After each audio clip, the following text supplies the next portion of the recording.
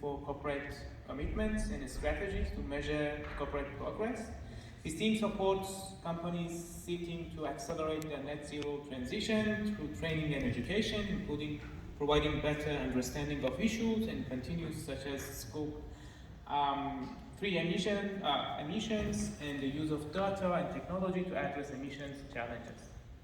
The team also connects businesses with sustainable finance and engages with governments and regulators to help them better work with the corporate sector towards the net zero end goal.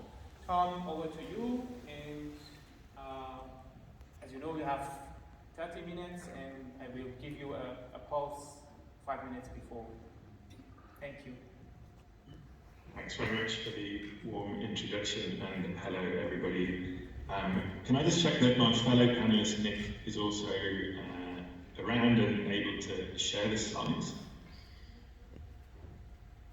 It's probably covered some of the context and background that we wanted to kick off with, but my name's Tom, joined by Nick from our team, and we are supporting the ACIP Monash Algorand blockchain program, the environmental part of the program, specifically looking at how blockchain can support environmental sustainability. So very pleased to be here, and if we move forward, we'll probably talk a little bit about who ClimateWorks is, why is blockchain seen as a sustainability enabler, and Nick's going to present some interesting examples from around the world about how it's actually already currently being used for that purpose. So ClimateWorks Centre is actually part of Monash. It's part of the Monash Sustainable Development Institute. We are an independent, non-profit research and advisory institution driving climate action across Australia, Southeast Asia and the Pacific. We do operate globally now. We do now have feet on the ground in Jakarta in Indonesia, on the Monash campus there, and increasingly taking a global focus as well as just Australia. In terms of the type of work that we do, if we move forward, we've traditionally played a kind of advisory role for government, industry, typically focused more on policy. But as the market has shifted, and I'm sure people in the room are aware of the incredible changes in this space in Australian politics and the recent election results, taking much more of a focus on actually implementing these changes with corporates and big business. We build trusted relationships, focus a lot on investment and finance, and our core skill set that we bring is climate scenario modelling and net zero pathways, really setting out and guiding individuals, business, governments on what it takes and what everybody needs to do to limit global warming to 1.5 degrees. And what that story looks like can vary incredibly between different sectors and the role that you occupy in the economy. And we convene groups to really take it forward, and a lot of the work we've done publicly in the form of reports has shifted policy position and public opinion, and we unite groups of important people and organisations behind the scenes to build that alliance where people are going to take action to help reduce emissions and other environmental benefits. My team is the Sustainable Corporates team. As I mentioned, we now focus much more on the economic opportunity of sustainability and driving action there, and we look at key enablers such as technology, and that's why we're interested in being part of this amazing program that Monash has won for blockchain. Obviously through the partnership and the relationship we have with Monash, we do a lot of training and education and building capacity across those key points in the system, but increasingly forming fairly detailed and cutting edge perspectives on the role that technology and data can play as well. One example from last year where we worked with corporate leaders there's an organisation called the Climate Leaders Coalition. If we move forward one slide, Nick. About 44 Australian CEOs, probably about 50 by now, but they all wanted to work together and join forces to reduce what's called Scope 3 emissions. So for those who aren't familiar with the terminology, Scope 1 is the fuel that you burn yourself on site in your own facilities and operations. Scope 2 is the energy that's required from use of electricity on site, and obviously that burns fuel at power stations. Scope 3 is thinking through the emissions that are embodied in what it takes to create and use a product, kind of the wider value chain. And that's just where the bulk of emissions typically are, maybe 70% sometimes for some organisations. And it's very hard to solve. As a company, you don't always have full control over your suppliers or the regulation required around different, which is by luck rather than choice, I promise you. Huge corporates like Visy and Lion and Bev Chain and Coles, all part of this great big supply chain, but previously hadn't worked in a way where they could share the data and information between themselves in a non-commercial setting in order to identify where they could reduce emissions, where they could work together. And there is interest from this group and others, and SAP and Microsoft were the technology partners involved, to start exploring solutions such as blockchain. So clearly a huge market interest in it, and real life application in the companies that we all work with and interact with day to day. So why is blockchain seen as a potential solution to drive sustainability? Well, if you take I'll assume a level that offer a technical advantage to facilitate greater transparency in operations, whilst also maintaining confidentiality and security of commercially or legally sensitive information.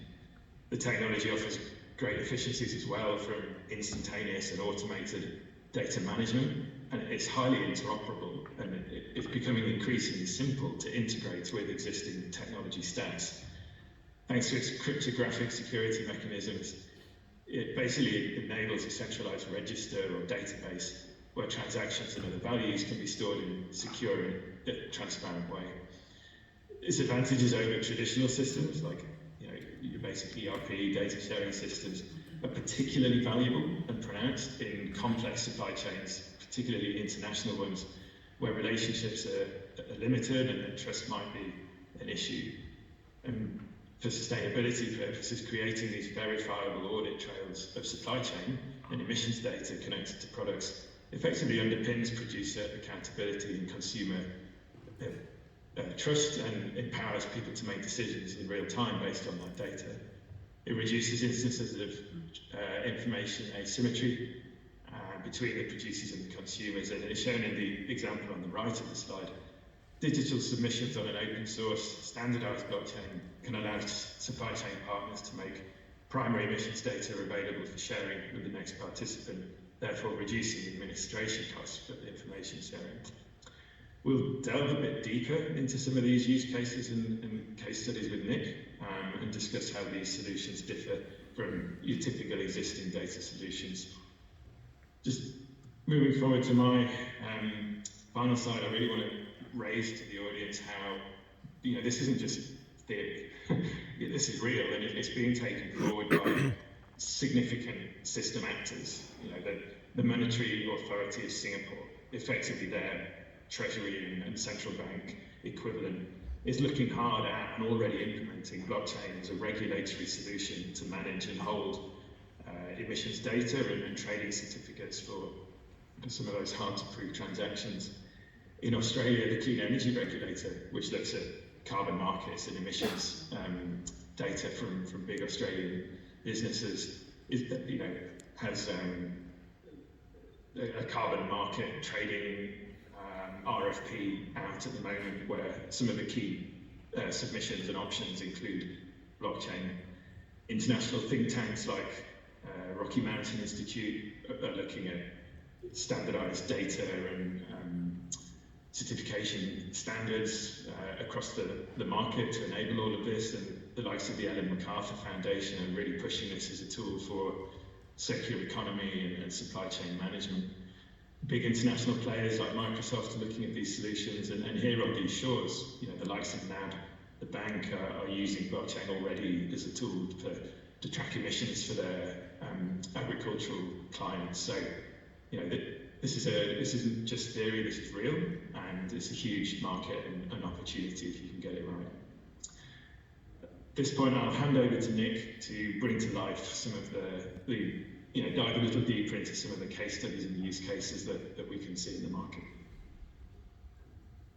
Great, thanks Tom. So yeah, as Tom noted, this section will focus on what we've observed in real life in terms of current implementation of the technology to solve for existing as well as expected challenges related to sustainability. So firstly, I'll outline the potential for blockchain to enable peer-to-peer market grids, thereby removing intermediaries to facilitate transactions within grids. So this will focus primarily on microgrids and their potential for the Pacific in particular, due to the application for the AC-SIP program. Following, I'll identify some examples of blockchain used to manage more efficient, sustainable practices within supply or value chains, noting the particular interest by regulators to assist a more comprehensive and verifiable understanding of carbon footprint within the sectors of the economy. Finally, I will cover the notion of carbon crediting or offsets and how blockchain can play a market facilitator role. So for the tracking and exchange of carbon credits, which are more than transparent and easily certified by these regulators. So as I said, the first one that we'll be covering is that peer-to-peer energy market facilitation and enabling by the technology. So specifically, we'll be referring to here renewable energy microgrids. So we've seen recently trials from the Uttar Pradesh Power Corporation and the collaboration between Tata Power and Delhi Distribution Limited, which is essentially the Delhi government in the management and transparency of countries' accountability of these sustainability practices in their supply chains. So this accountability and transparency will be critical in the context of overhauling our value chains in the clean energy transition, whereby blockchain eases these issues of information asymmetry as raised by Tom, thereby enabling consumers to make more informed decisions for themselves. For instance, storing production data into the various stages of production across different producers provides consumers with complete knowledge of the exact product that they're buying, down to the percentage of perhaps as we can, the contract given by Australian industry to Everledger, so another Australian company, to build a blockchain service to host supply chain data for Australia's critical mineral sector. So that's obviously going to be playing a large role in the future of Australia's energy or the global energy transition, so it's important to know how these minerals were extracted. Further, there is potential for Australia's large carbon-intensive construction materials industry, representing roughly 4 to 5% of our GDP, to adopt blockchain solutions similar to the critical minerals example here, and to enjoy the same benefits from transparency of supply chains, as well as the easier calculation of life cycle assessments and embodied emissions. So we think institutions such as MECLA, the Materials Embodied Carbon Leaders Alliance, would be best suited to playing this leadership role in advocating for transparency through blockchain for the materials sector in Australia. Lastly, we introduced earlier the notion of Scope 3 emissions and how important as well as challenging they are for businesses. as they look to understand the true impact of their business practices. So blockchain here as well serves a critical role and can be a promising utility for aiding these businesses to understand their true impact and then do that in such a way that is automated as well as accessible in the way it's measured and reported. In particular, the Rocky Mountain Institute they've released an article named Principles for Blockchain-Based Emissions Reporting, which stresses the importance of standardized emissions data. So particularly featuring property rights or defined ownership of these emissions. So RMI outlines that an open voluntary carbon markets. So they're releasing their digital greenprint marketplace later this year, which is an exciting development for the industry.